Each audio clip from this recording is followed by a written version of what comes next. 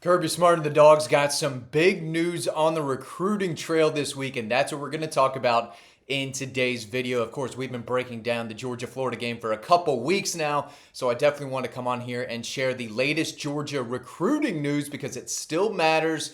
I know it may not seem like it right now, especially with the season that Georgia's having. They still have everything in front of them, but there's still some stuff going on the recruiting trail that needs to be talked about.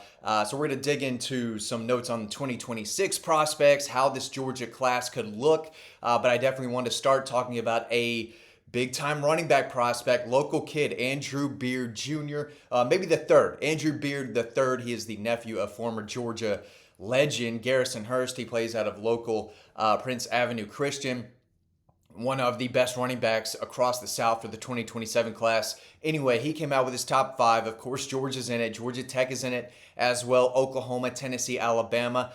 This kid is one of the fastest backs in the state and possibly across the South. He is electric. 5'9", 190 pounds, can catch the ball out of the backfield, having a tremendous junior season for Prince Avenue. I like where Georgia sits here, but he was just at Georgia Tech, I guess 2 weeks ago now for that Syracuse game. But really impressive young back off and on the field. He was rushed for 852 yards and 10 touchdowns on just 94 carries so far this year. That's an average of 9.1 yards per carry, 107 yards per game. He's also caught 21 passes for 301 yards and 4 more touchdowns. He's currently ranked as the number 6 running back prospect in the country, number 94 overall in that 2027 class. So he's a top 100 kid, top 10 running back, definitely a guy that Georgia fans need to keep an eye on because they need to really get it going at running back on the recruiting trail. In the current 2026 class, they still have Jay Lamar, a 4-star from down in Colquitt County. He's having a really nice season as well. He's their lone commitment at running back right now in that class, but he is a big deal. He's rushed for multiple touchdowns over his last 5 games.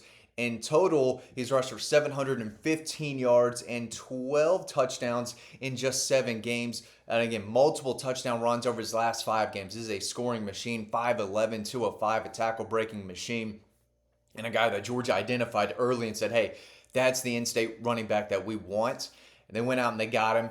I do think they probably need another running back in this class. They just signed one in the 25 class in Bo Walker. They just have one right now in the 26 class in Jay Lamar. But it doesn't look like they're going to get any Georgia type of guys at running back. So they probably need to take 2 in the 27 class and Andrew Beard, who just put Georgia in his top 5, which is no surprise to anyone, especially y'all watching this channel. That is big news. So just a few recruiting updates at the running back spot. In the secondary, there's another name to keep an eye on. Former Clemson decommitment, actually just decommitted from the Tigers this week. Blake Stewart, he is a versatile playmaking guy for Woodward Academy in Atlanta. He plays all over the field, receiver, defensive back. I think Georgia's recruiting him to play safety, but makes a lot of plays. 6'1", 170, made 37 tackles, 3 tackles for a loss, 2 interceptions, 1 pass breakup, 1 forced fumble, and 1 fumble recovery on defense. A lot of quarterbacks aren't throwing his way, so those numbers aren't jaw-dropping, but he's a ball hawk. He's around the football. He's got the size, and on offense, he makes a lot of plays as well. He's got 34 passes for 426 yards and 5 touchdowns. So he's a good player that he was on Georgia's radar. They didn't really push for him super hard, but I have been told that there are communications with him and the Georgia staff. No set plans to take a visit to Georgia right now, but those plans could change if he does end up in Athens for that Texas game or that Charlotte game. I definitely think Georgia fans should start to keep an eye on him. But they've got a lot of defensive backs on the commit list as well. They currently have 5 of them, along with 4-star Chase Calkett, who had some issues with the law, actually some big issues with the law over the summer. He was arrested for I don't want to get into it, but you can read about it over on Dawg Post. I think that was in July after he committed to Georgia, all that went down. So I don't believe he's going to be in this class. I think he's too much of a risk, but doesn't matter. They have 5 others, but that young man is also currently on the commit list. But the others, right? Let's go over them together. Minka Fitzpatrick, the high 4-star from St. Thomas Aquinas in South Florida. His brother Minka played for Kirby Smart at Alabama, so he's their highest ranked defensive back commitment, one of the best corners across the country. You've got Jordan Smith at Houston County. Big physical, secure tackling safety with size and instincts. He's a top 100 player in the country. Four-star cornerback Caden Harris, long, athletic, does everything for his small town team right outside of Memphis. He was a former Vanderbilt commit that flipped to Georgia this summer. Tyreek Green at Buford, that star, nickel, other safety spot. That dude's a football player. He's an athlete, does everything for Buford, but it looks like Georgia will have him in the secondary playing some type of safety or nickel role. And then three-star Keelan Jones at Sprayberry's having a really nice season. So they've got defensive backs, no shortage of them. But Blake Stewart, if he takes a trip to Athens in November, definitely becomes a guy to keep an eye on in this current class. Now, if you did miss it, there's been some other news happening on the recruiting trail just from a decommitment standpoint. Corey Howard, a three-star defensive lineman from Valdosta, he flipped to Alabama. And then Shadarius Tootle, unfortunately, because I love that name, one of the best names in the country, his, I believe, older brother was given an opportunity to play at Auburn, so he flipped from Auburn. It was originally from Auburn to Georgia, and now he's flipped back from Georgia to Auburn so he can play with his brother on the Plains. In-state kid from Mobile. I know they were excited to play for Clint Schumann and that Georgia defense, but family matters arise, and they're going to play together at Auburn. So, Georgia only signed two linebackers in the previous 25 class, Zayden Walker at Slide County and A.J. Crua at Marietta.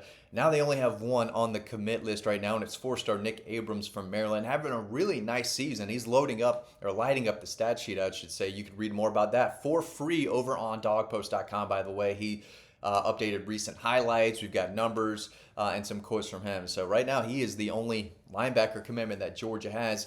They definitely need another one. And a guy to keep an eye on is Penn State commitment Elijah Littlejohn. He is a four-star from North Carolina who is in Athens for, I believe, the Ole Miss game. So this has kind of happened quickly. He was always on Georgia's radar, but he took a visit. Still currently committed to Penn State, but not really, because I believe he's visiting Vanderbilt too, maybe next week. So he's taking visits, and if you're taking visits, you're not fully committed. Although Jared Curtis did visit Vanderbilt, as we've reported, for a while. He's not going anywhere.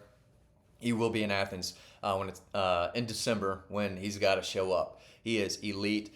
So if there's any questions about him, there shouldn't be. We've made like 2 other videos on that. Jared Curtis will be a Georgia Bulldog.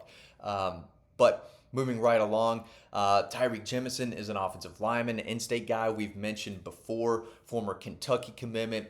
A lot of size, got a big behind, lower body, big, strong, powerful kid. His stock has been on the rise for a while now. He earned a Georgia offer in October. So this month, it's Halloween right now, so I hope everyone has a nice time later this evening. But earlier this month, they offered Jemison, and it looks like if he gets the full green light to jump on board, he will do so.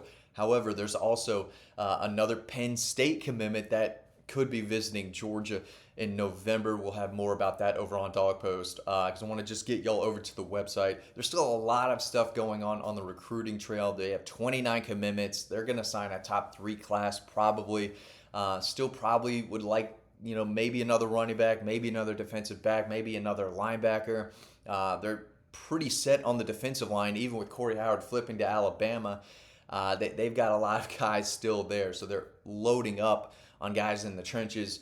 Maybe they try to get another defensive lineman. They're looking at another offensive lineman. They're set at tight end, obviously set at the quarterback spot. But 29 commitments right now. It's a really, really strong class, and there's still some moving parts. So we'll see where things end up. But, of course, this weekend is Georgia, Florida, and sometimes prospects will go to that game. Carson Beck actually went to that game several times when he was a prospect. But a lot going on with the coaching changes. We'll see if Georgia tries to dive into LSU's class and try to get some guys there. But Auburn might be in for a coaching change. Florida State, maybe Clemson, maybe not this year, but maybe next year. So there's still a lot going on, and you still build the team and the foundation through the recruiting trail and then through the transfer portal. So really appreciate y'all guys still paying attention to the recruiting side of things, especially in the summer. But right now, it's all team related stuff, and the Dogs have a big one this weekend